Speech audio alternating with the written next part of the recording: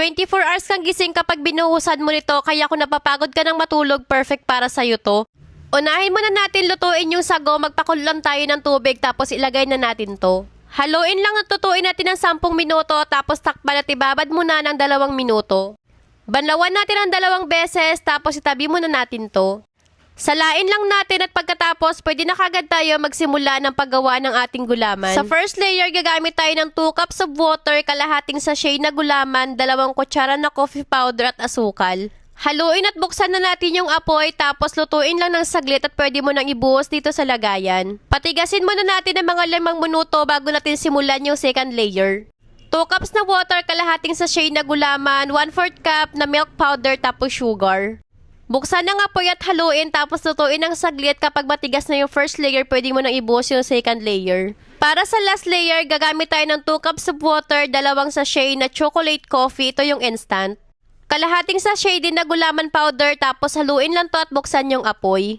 Lutuin lang natin ng saglit at pwede mo nang ibuhos itong last layer. Make sure mo lang bawat layer kapag ibinuhos mo, medyo matigas na yung bawat layer. Kapag matigas na to, pwede mo na kaagad simulan hiwain to. Ganito kaliliit lang yung slice na paghiwa ko para kahit gamitan mo to ng straw, pwede mong mahigop to. Pwede natin ibuhos dito yung sago. Tingnan mo naman yan, hindi talaga nagdikit-dikit yung sago dahil nga binanlawan natin yan ng ilang beses.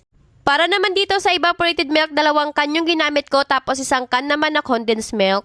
Pagdating naman dito sa condensed, pwede mong i-adjust yung lasa nito pero 1 can saktong-sakto lang. Kapag usapang coffee jelly, gusto ko yung sumisipa yung kape. Kaya nagtunaw ako ng 2 kutsara at binuhos ko dito. Pagkatapos hinalo ko na rin ng maigi to. Okay na to kaya kinuha ko na rin yung paglalagyan nito. Nabili ko lang to sa online tapos may kasama na rin siyang takip.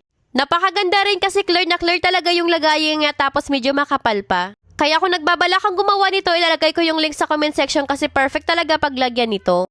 At syempre, hindi lang naman dito yung pwede mong ilagay dito dahil napakarami pa.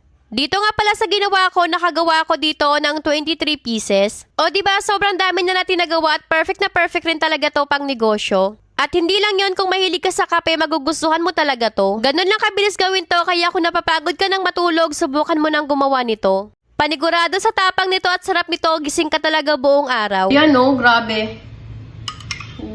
Sobrang bango talaga. Amoy na amoy mo yung coffee dito. Tapos ang sarap kasi, meron siyang chocolate. So yung flavor niya, may pagka-mocha. Ganun. Ayan oh. Ang sarap ng pagluto ng sago, chewy. Sobrang sarap talaga. Try nyo to, lagyan ng, ng chocolate coffee. Malamig na to. Ang